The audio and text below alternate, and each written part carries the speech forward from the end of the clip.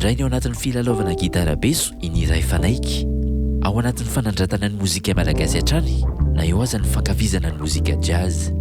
Tany amin'ny 11 taona tany nanomboka nampianarany dadanay ny teny zao dia lasa tafiditra be tamina izy zany. Dia ohatr'izay foana dia manao exercice foana zany dia avy eo miditra lalina kely manao kopiana hira dadanay zany dia miheno dia mamela dia avy eo nampiana-teny foana amin'izay avy eo sady misy lesona kely eo no raisiny.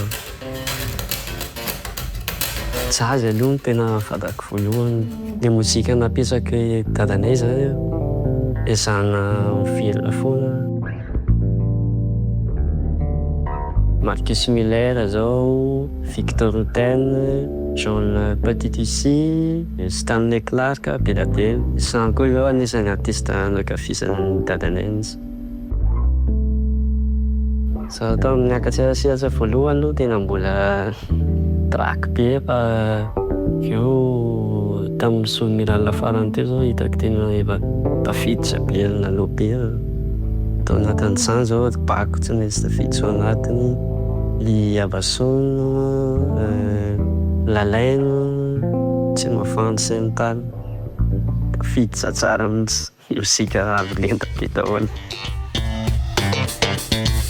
Ny anjara biriky tiako entina amin'ny mozika malagasy zany mba zaho manokana aloha zany dia hitondra ny mozika gasy zany fangaro jazz iny zany. Ny mozika jazz zany efa be da be efa mitovy daholo dia mba asiana zavatra miavaka kely, zavatra fangaro gasigasy kely, jazz-gasy zany.